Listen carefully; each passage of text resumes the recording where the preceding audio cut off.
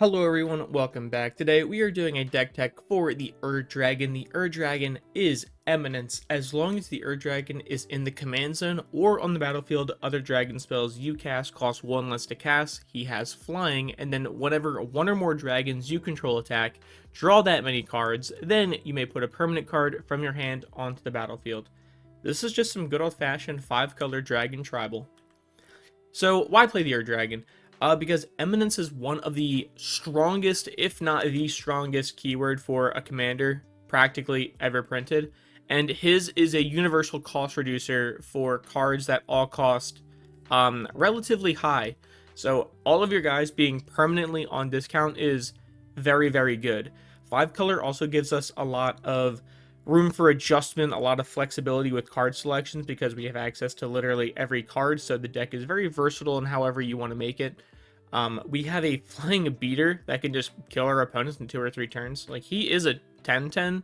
If he gets +1 at all, he kills an opponent in 2 turns with commander damage. And either way, even if he doesn't, he's still a big threat as a flying 10/10 in the air. He offers just free card draw and a free permanent. So he offers multiple card draw, but only 1 permanent. But it still doesn't matter because when you're attacking, say, with, like, even on a bad case, 3 creatures, and then you're drawing 3 cards and playing 1 card for free, that's still really, really good. And then another big part about the Dragon, or really just Dragon Tribal in general, is that most dragons fly. So pretty much when your whole deck is flying, it's very annoying to block, and they're all big flyers too. So here's the game plan. We don't need to play the Dragon. The cool thing about him is he has Eminence, so even if we never choose to play him, we still always get his benefit. So we don't need to play him. Like, he's cool for card draw, he's cool for beaters, he's cool for free permanents. But I mean, like, you really run Eminence commanders for their Eminence ability, and that's kind of it. Early game, we just want to drop small creatures, we want to ramp, we want to drop utility. The thing with dragons is that all dragons are pretty high mana costed. Even though we are getting a cost reduced by the Dragon, we don't want our turns to just be, I don't know, play a dragon and then pass. We want to be able to at least like do two things a turn or so. Mid game, we want to play mid costed dragons for cheap. This is like our 5 costed dragons that cost now 4 mana. Flood them out. And then late game, if we can, play the Dragon, draw a bunch of cards, play some free permanents, and then really our win con is swinging out with big flying creatures. Channel and deck stuff. The deck's expensive. It just is what it is. It's $784 at the making of this video. There are a lot of cards that you can see in the deck that you can cut. Say, for example, you'll see, I always like to give an example in these videos. Say Great Henge is like a $50 card that is really good for the deck, but not necessary. So there's a lot of ways you can trim the price down, and a lot of the cost is really just in the lands, because 5-color lands can get pretty expensive. Get the cards you need from the link down below, and then as always, like, comment, and subscribe to the channel. Going into the only planeswalker we have Sarkhan the Fireblood. Sarkhan's really cool. 3 mana. When he enters, he has 2 pluses and 1 minus, which is nice. Those are always cool planeswalkers. You can plus him, you can discard a card. If you do, draw a card. So a little bit of hand filtering. The real reason that we like him is just to add 2 mana in any combination of colors to cast a dragon spell. So he's really cool if he lives, because the idea we play him is he comes down turn 3, we plus him to 4, draw a card, discard a card. Hopefully he doesn't die, and then when we get to turn 4, we effectively have 2 more mana just forever. And then if we do ever ult him, we get 4 5/5s with flying. That's still pretty good, but really he's for card management and just ramp. We also have a battle. I always think it's funny when we have battles. When it enters the battlefield, reveal any number of dragon cards from your hand. When you do, Invasion of Tarkir deals X plus 2 damage to any target, where X is the number of cards revealed this way. So X can be 0, which basically means you don't have to show any dragon, and it just will zap something for 2 at sorcery speed. Or you can show your whole hand, and it'll zap something for like 9, whatever you need. And then whenever we flip it, it's a flying trample 4/4 with whenever a dragon you control attacks, it deals 2 damage to any target. The cool thing about Invasion of Tarkir is it's good pretty much no matter what. Say early game we drop Invasion of Tarkir, we kill a small creature, and then like we kill a small utility creature, which is good, like a mana dork or whatever. And then late game, we play Invasion of Tarkir, we kill an opponent's blockers, and then surely we have a flying 5/5 because dragons are big and flying and hard to block, so then we can just flip it right away into Defiant Thundermaw. Going into creatures, I put all of the ancient metal dragons. I think they're so cool, and they're all really good. So they all have, let's just start with Ancient Brass.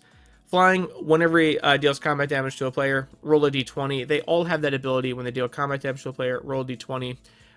His is when you do put any number of target creature cards with total mana X or less from graveyards onto the battlefield under your control, where X is a result. So he's fun, free reanimation. And again, these guys are all high mana costed, but remember, Dragon always makes them cost 1 less. So even Ancient Brass Dragon looks as though it costs 7. It really only costs 6. So we're getting them all down a little bit faster. Ancient Bronze Dragon has the whole, Metal Dragon, roll d20. When you do, put X 1/1 counters on up to each 2 target creatures where X is the result. So you can make 2 huge creatures with this. Ancient Copper Dragon, easily the best of them. When he does combat damage, d20, they all fly. When you do, you create treasure tokens equal to the result. Like, if you make, like, even... There's no bad scenario with Ancient Copper Dragon. He costs 5 mana functionally. You attack. Like, even if you make, like, on the lower percentiles of the d20, like, making 5 treasure is still a free creature from your hand. That's still crazy. Ancient Gold Dragon is really good because you make a number of blue fairy dragon creature tokens with flying equal to the result. So yeah, they're 1/1s, but when you attack with all of them, we have all of the, attack with dragon, do whatever ability, but even the Dragon is like, these little small tokens will add up really easily for the Dragon. Like, if you have 5 of these small tokens or so, like, you're not drawing an extra 5 cards. Ancient Silver Dragon, draw cards equal to the number of the result, and then you have no max hand size for the rest of the game. Just getting a free pseudo emblem is really good, and then also drawing a ton of cards is really good. It does not work with the Dragon, because Dragon is an attack trigger, and Ancient Silver Dragon is a combat damage trigger. So maybe better luck next turn, but still, you're drawing so many cards, it hardly matters. Artarka World Render. It's so nice that it goes in right after this. Whenever a dragon attacks, also Flying Trample, whenever a dragon attacks, it gains double strike. All of our ancient dragons are now dealing the damage twice. So now you're rolling 2d20s and doing the result twice. So it's really good. And even just like by itself, Artarka is functionally a 6 mana 6/6 with flying and double strike and trample. That's crazy. Balefire Dragon deals combat damage to a player. It deals that much damage to each creature that player controls. So it's good because one of the issues with dragons is they're all really big, evasive flyers. But we can't really deal too much with tokens just because, like, we can stop big creatures, but little tiny guys, like, a lot of them are going to get through. So Balefire Dragon deals that much to each creature. And even for 6, like, that's crazy. Bladewing the Risen enters the battlefield. They all the dragons practically fly. So I'm not really going to include that they fly because most of them all do. When he enters, return target dragon permanent card from your graveyard to the battlefield. It's pretty good. It's just hard to reanimate for essentially 6 mana. And he's a 4/4. And also he can do a little buff, and that'll get her dragon to be an 11/11, which will kill someone in 2 turns with commander damage. Decadent Dragon is cool late and early game, right? So both abilities basically cost 3. Exile the top 2 cards of target opponent's library. You may play those cards for as long as they remain exiled. So this is cool because the ability is mostly, I think, done for this deck late game, because early game we're going to want to have a 3 mana flying trample 4/4 that whenever it attacks, we make a treasure. That's really good because we want to ramp early game, and late game, we functionally just have more card draw, which is really cool. Dragonhawk Fate's Tempest. When it attacks or enters, exile the top X cards of your library, where X is the number of creatures you control with power 4 or greater. You may play those cards until your next end step. At the beginning of your next end step, he deals 2 damage to each opponent for each of the cards that are still exiled. So, the cool thing about dragons is they're all expensive and they're cost reduced for us. So, since most of them are mana value 4 or greater, he's going to exile a lot. This is functionally a ton of card draw for us that'll also can just laser our opponents. Like, even if we have 3 cards, it's like, all right, everyone's taking 6. My end step, sorry. We have Dragonlord Servant and Dragon Speaker Shaman, really just as cost reducers. Make dragons cost like way less. Even if we have, like, let's say these 2 on the field, like Dragonhawk now just cost colors. And that's kind of how it would work for a lot of the cards, because if both of these guys are on the field and dragons are costing, say, 3 less, really 4 less with the Dragon, like, most of our dragons are only going to cost, like, the colors. This just eliminates the generic. Goldspan Dragon is an absolute heavy hitter for this deck. 4 mana flying haste. When it attacks or becomes the target of a spell, make a treasure, and then treasure is tapped for essentially 2. Which is really cool because 1, we want ramp. 2, this is early ramp. 4 mana, 4/4 flying haste. And that's the cool thing how the Dragon works, is you can look at all of these cards as like way cheaper than they are. Like a 4 mana 4/4 with flying and haste that makes treasure constantly and then doubles up that mana is like insane. Hellkite Courser, flying, when it enters the battlefield, you may put a commander from the command zone onto the battlefield. It gains haste. This is really, and then, bounce it to the command zone at the beginning of this end step. This is good because it's a nice little cheeky, I'm going to play the Dragon like way earlier, have the Dragon's fun ability happen, and then like the Dragon's gone. So it's 5 mana 6/6 to essentially 5 mana, basically for a 6/6 flying. Again, you just cheese in your commander, cheese in the Dragon, you do a big attack, you just draw some cards, play a free permanent. Pretty good. Corlessa Scale Singer, one of the dragons without flying. It's more of a utility dragon. It's a 1/4 good blocker. Look at the top card of your deck at any time, and we can make cast dragons from the top of our library. Really just more card advantage, I guess. Just being able to play the top card of our deck is very nice, and also knowing what we're going to draw is very nice. Lathliss Dragon Queen, 5 mana 6/6. Flying, whenever a non-token dragon enters, we make a 5/5 token with flying, and then we can make 2 mana to make dragons +1/+0. Mirim Sentinel Worm, one of the other very, very popular, I would say, if not the first or second most popular dragon commander. Flying, Ward 2, which is almost text-proof. When another dragon, non-token dragon, enters the battlefield under our control, create a token that's a copy of it, except that token isn't legendary. So it's nice because it's essentially, it's like, we can now have 2 Lathlisses, and we can now have 2 Old Gnawbones, and we can now have 2 Dragons. We have a lot of legendary dragons in this deck, and now that we can have 2 of them is very, very good.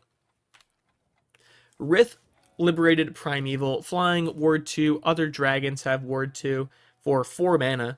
At the beginning of your end step, if a creature or planeswalker an opponent control was dealt excess damage, create a 4/4 red dragon creature token with flying.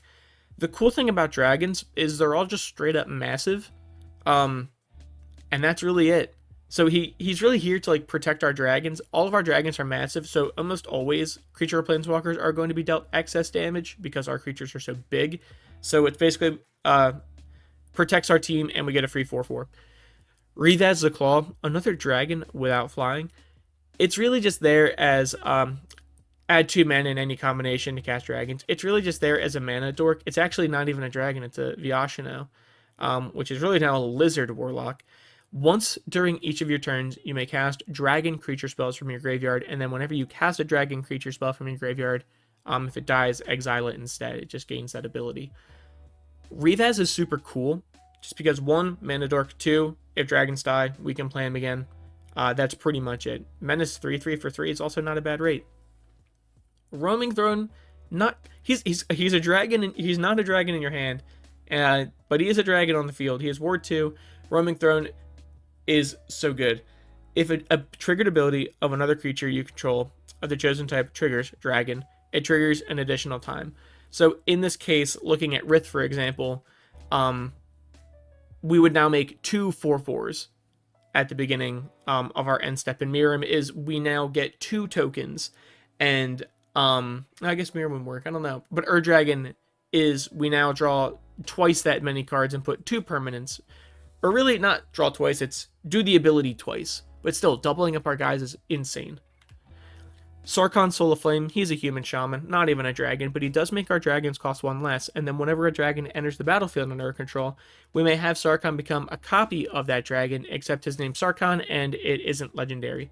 Which is really, really nice, because if we say, I don't know, say play the Ur Dragon, right? We now have 2 Ur Dragons for the turn.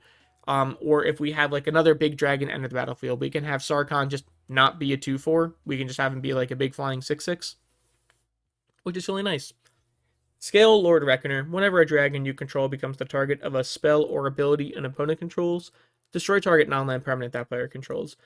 Huge, huge protection for 4 mana. Again, just if you target our stuff, we get to blow up your stuff. So, pretty good. Scion of the Ur Dragon. Search your library for a dragon card and then put it into our graveyard. And then Scion of the Ur Dragon becomes a copy of that card until end of turn. So this is really just, like, let's say for example, we have like Bladewing and we want to reanimate, or we have Revaz, we can get stuff back. Or let's say we can have Scion put in a Tarka and we can now give all of our dragons double strike. Or we can make it we go to combat and we attack for 4 and then they say, oh, no blocks. And you say, okay, well, I'm going to pay 2 mana and now it's like an Ancient Copper Dragon or whatever. And now we get the big D20 trigger. So he's kind of a little cheeky guy. A lot of options with him. Scourge of Valkis. Whenever it or another dragon enters the battlefield, it deals X damage to target creature or player, where X is the total number of dragons you control. So he comes in at the very worst. He is a 4 mana, laser someone for 1, and then it's also important because it's another dragon, not another non-token dragon. So people can start taking like a lot of damage eventually, especially if we have like Ancient Gold Dragon that's making those little 1/1s really good, and then you can buff them if you want. Slumgar is very big. Flying hexproof. Whenever a dragon you control attacks, creatures defending player control gets -1/-1 until end of turn. You attack someone with like 3 dragons, that's probably going to kill most of their board. Really good. Terror of the Peaks. Just if you target our stuff, you're going to take a lot of damage. Or if you target Terror of the Peaks, you're going to take some damage. And then whenever a dragon enters, it's going to deal damage equal to that creature's power to any target, which is nice because all of our creatures, I mean, Slumgar is a bad example, but all of our creatures are like 4/4s, 5/5s, 6/6s, whatever. Tiamat, flying, enters the battlefield. If you cast it, search your library for up to 5 dragon cards not named Tiamat that all have different names, reveal them, and then put them in our hand. Literally, what is that? 6 mana, 7/7, enters the battlefield, search your deck for the 5 dragons you want, put them in your hand. Wonderful. 2-headed Hellkite. I like this card. Flying Menace Haste. When it attacks, draw 2 cards. This is also really good when working. Well, one, it just costs 5 mana for 5 mana Menace Haste. I also really like it because when you attack with it in the Ur Dragon, you can stack the triggers so that 2-headed Hellkite happens first, and then you draw 2 cards, and then you can effectively have a better option of what permanent you want to come into play, which is really cool. Utvara Hellkite, very short, sweet, to the point. Whenever a dragon you control attacks, just straight up make a 6/6. So you can make a lot of 6/6s for, I mean, it costs 8, well, it really costs 7, so it can be steep, but I mean, the reward is so high. Wrathful Red Dragon, whenever a dragon you control is dealt damage, it deals that much damage to any target that isn't a dragon. If someone wants to block our 4 mana 5/5 flyer, they're going to take some damage if they try to do anything, or let's say they Blasphemous Act, someone's just straight up dead. And then finally, the final dragon is Zurgo and Ojutai. Flying Haste, has hexproof as long as it entered the battlefield this turn. And then whenever one or more dragons you control deal combat damage to a player or battle, look at the top 3 cards of your library. Put 1 into your hand and the rest on the bottom of your library in any order, and then you may return one of those dragons to its owner's hand. So this is good if we have, say, cheeky bounce abilities, which we really don't, but if we have like a good ETB ability, that's nice, but it really does just like help us look at the top 3 cards, put one of them in our hand. It's really just better card draw on combat damage, which is nice, and it costs 4 mana. Flying Haste, Orc Dragon, Zurgo, and Ojutai are cool. That's pretty much that. Going into sorceries, the big bulk of the deck was the dragon, so we don't have a ton of other stuff. Crux of Fate, it's a one-sided board wipe. We're going to say destroy all non-dragons, so our board lives, our opponents do not. And we do have a lot of ramp. Explore is nice, play an additional land, draw a card. Mana ramp like this is really good just because it's good at any point in the game. It's good early game, just like, okay, we play like we now have 3 lands on turn 2. Cool, and we draw a card.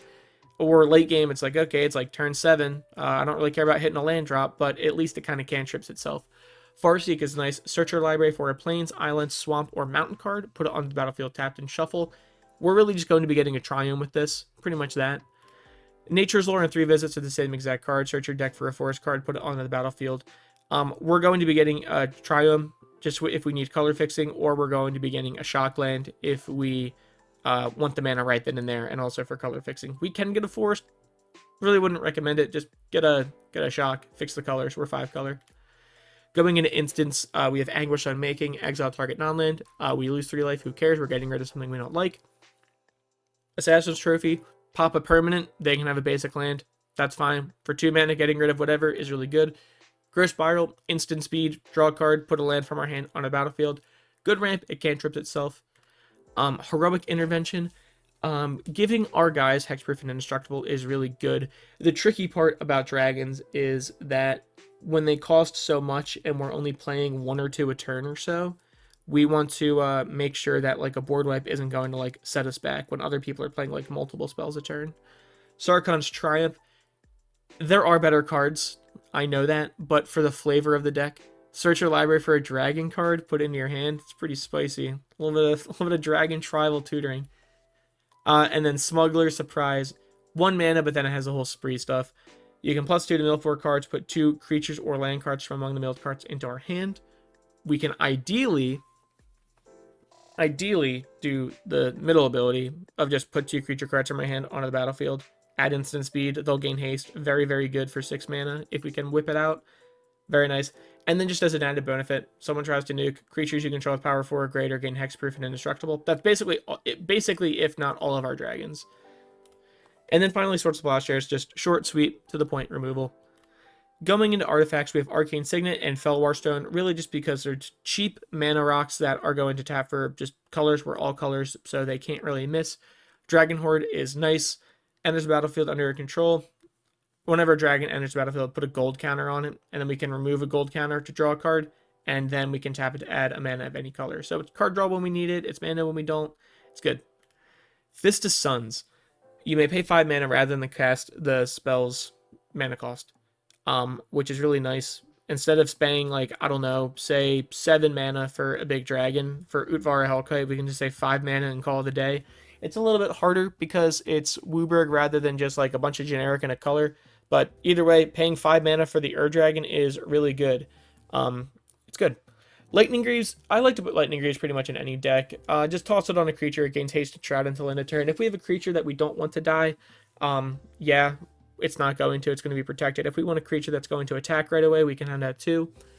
Orb of Dragonkind is ramp, but only for dragons. The first ability functionally works as a signet, and then we can pay a red, tap it, sacrifice it, look at the top 7 cards of our deck, reveal a dragon from among them, and put it into our hand, and then put the rest on the bottom of any order. So it's good card draw when we need it. It's ramp when we don't. Soul Ring is Soul Ring. Great Henge. It's never going to cost 9. It's probably going to cost like way less because we have a decent amount of like 7 drops. All the ancient dragons are pretty big. And it's never going to cost that. So even if we're casting it for 4, that's still fine. Taps for green, gain 2 life, great. Whenever a non-token creature enters the battlefield, put a 1/1 counter on it and draw a card. Very, very good. It's just a great card all around. Urza's Stinkubator enters the battlefield, say dragon creatures. Dragon creatures cost 2 less, so now 3 less with, all of our dragons cost 3 less now with the Dragon on the field, which is very nice. Going into enchantments, we have Dragon Tempest, which is a huge deal. Whenever a creature with flying enters the battlefield, it gains haste until end of turn. That's basically all of our guys. Whenever a dragon enters the battlefield, it deals X damage to target creature or player, where X is the number of dragons we control. So basically, this is a haste enabler for all of our guys, and whenever a dragon enters, it's going to zap a creature or player. So it's almost guaranteed killing creatures, and it's not guaranteed killing players, but will get us close. Kindred Discovery enters, say, dragon. Whenever a dragon you control attacks or enters, draw a card. Really good. Leyline of Mutation. It's basically Fist of Suns, but it has the whole Leyline thing where you can play it if it's in your opening hand. So it's a free card. If not, it's just Fist of Suns. That's really it. It's either free Fist of Suns or slightly worse Fist of Suns. Either way, it's really good. Fist of Suns is good. Rhystic Study, really just because it's Commander. It's good in the format. Rhythm of the Wild. Creature spells you control can't be countered. That is a big deal. Just because we don't really want our, like, when we're casting like a 7 mana creature, like, we don't want that to be countered because we have a lot of big mana creatures that we would not like to be countered. And then non-token creatures you control have Riot. They end the battlefield with your choice of a 1/1 counter or haste. Do it make sense? Maybe haste, probably haste. Tamara Ascendancy just kind of does a little bit of everything. Creatures you control have haste. Whenever a creature with power 4 or greater enters the battlefield under our control, draw a card. Tremendous, very good. They attack right away, and we draw cards usually. And then finally, we have Up a Beanstalk. When it enters and whenever you cast a spell with mana 5 or greater, draw a card. The cool thing about Dragon is the mana value doesn't change. It's just the cost is reduced a little bit. So anything with 5 or greater, we're drawing a card off of it. And again, for 2 mana, it's still really good. Going into lands, it's really nothing crazy. I wanted to put all of the shock lands because we are a 5-color deck. We want to be able to tutor up things. I put all of the triomes just so we can fetch them easy with like Nature's Lore, Farseek, stuff like that. Just kind of get them out right away to fix our colors. And then going into the meat and cheese of it, we have Cavernous Souls. Just choose Dragon. Taps for any color. It makes our dragons uncounterable when we cast it, which is nice. Exotic Orchard with a nice berry land I really like. Taps for any color. Haven of the Spirit Dragon. Taps for a color. Taps for any color to cast a dragon. And then if we want, we can tap it, sacrifice it for 2 mana to return target dragon from our graveyard to our hand, which is nice. Did I not put in Command Tower? Cut a land, add Command Tower. Why did I not add Command Tower? Path of Ancestry. Tapped. That's fine. Whenever you cast a dragon, scry 1. It taps for any color. Reflecting Pool taps for any color that we can produce, which we have a lot of 5-color lands. Secluded Courtyard, Dragon, taps for any color to cast dragons or activate dragon abilities. And then finally, we have 3 Tree City. I normally wouldn't put 3 Tree City in some decks. I mean, it's really good for tribal decks, but it's just like a big price point, and I don't think it's as good as Nykthos generally. But I think just having 3 dragons on the field, which is pretty likely, just now makes it net positive. And I think it's pretty good. Going into basics, we have 2 forests, 2 islands, 3 mountains, 1 plains, and 1 swamp. We are more red heavy, so I wanted to make sure we're not really that black or white heavy, and it doesn't really matter, the basic lands, just because we have so many dual lands that we're almost always going to have all of our colors, and we have the fixing to get all of our colors. So yeah, I also, the land art doesn't matter, I just like these ones. But that's all I got. Thank you guys for watching. Get the cards you need from the link down below. And always like, comment, and especially subscribe to the channel. And I will see you guys next time.